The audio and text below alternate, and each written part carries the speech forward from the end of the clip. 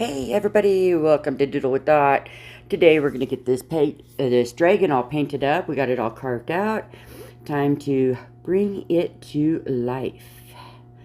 So this time I decided not to wood burn my creases there. I decided to just use the dark stain and see how this all turns out. I think it'll look pretty good once it's all done.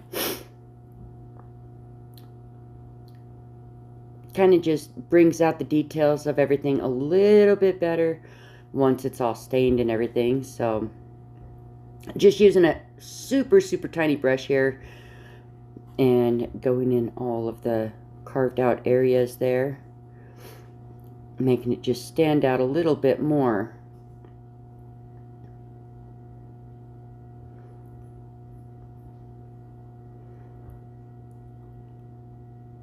Because like right now you don't see much of the detail until the lines are onto it, and then you really see all the detailing of it.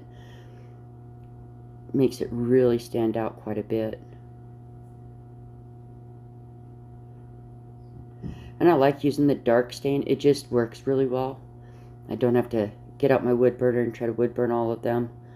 That doesn't always work so well. Yeah, make sure you get all the spots though, because like you see it from every angle, so you want to make sure that you get all of the areas in there. Some of them were kind of tricky to get to, but it works.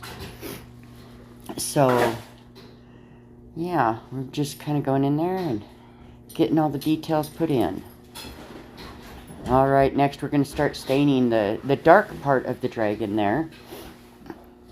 We got to have a paper towel so that we can kind of dab it off, and that way it's not super dark. You can still see the grain of the wood come through there.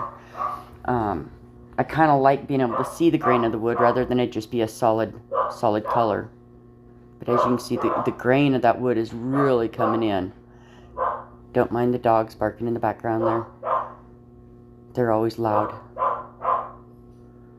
But yeah, see how that grain has come through? I love that look right there. That's really neat. Got to make sure you hit all the edges also, because, well, you see it from every angle. Got to get them edges.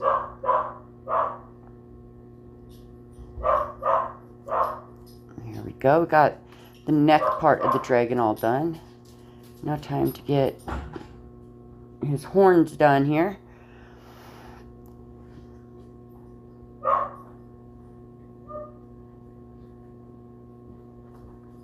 I like this dark. I'm using Espresso Stain is the name of the stain. It's called Espresso. It looks so nice and rich colored. I'm really liking that color.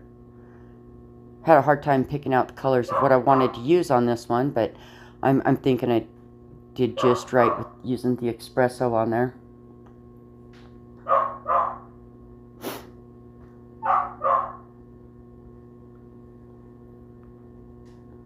Just got to be nice and easy and gentle. Make sure that it doesn't bleed or anything through onto the other parts of it. And as you can see, I did get a little bit there on his horn, or on, yeah, it's like horn on top of his nose. I just sand that off. Pretty easy to sand. Now, this red, I wasn't real sure if it was actually going to work or not, but this stuff is amazing. It's called Sedona Red.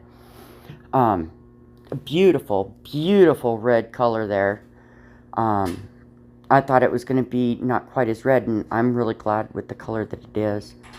That red is just really beautiful. Really going to pop with that dark color on there. And that one I am not wiping off because I'm loving the saturation of the red. And the grain is still coming through the red, so I figured I'm not going to wipe that off. I'm going to leave it bold like it is. Got to get around his eye there so his eye really pops out. Now I'm really curious to see what this is all going to look like once it's all polyed up, because I think it's going to change colors just a bit once you get the poly on there, because I'm leaving the light spots, I'm leaving them without staining them at all. I'm not going to stain them, just going to poly them, see if it changes color or anything there. Even if it doesn't, it's going to look amazing the way that it is. Yeah, right there, I'm sanding off that color on his horn there. There.